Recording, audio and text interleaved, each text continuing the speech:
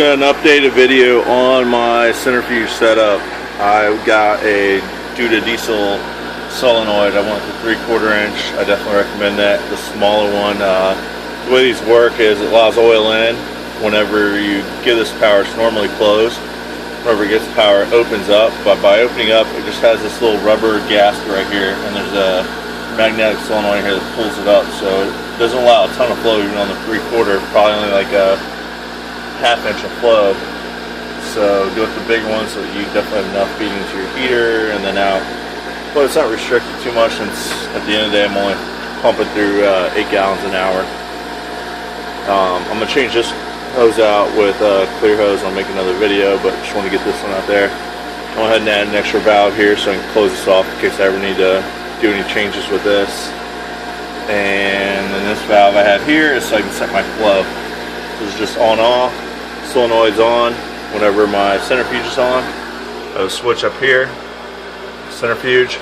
Whenever I turn it on, it turns on the fuge, which is on this bottom switch, which also opens up the solenoid. So if I lose power in the garage, then my centrifuge would go off and whatever's in the bowl in there spinning would drain out, and it would drain down into this drum.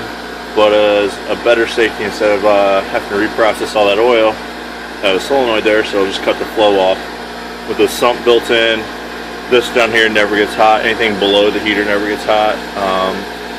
And so that pretty much allows there always to be oil in there, and so it won't ever burn out the element if it loses flow. The red light is just connected to this thermostat I have on top of my pipe heater. And then whenever the thermostat's on, or whenever it's open, so it's heating up, the red light comes on so I know the heater's working. And I set the flow with this, and this valve is before the clean oil comes out. I can turn this down and test my flow with the mason jar. And my sweet stopwatch that my niece bought me, and the wristband broke, so I drilled it into 2x4. That is it. Happy greasing!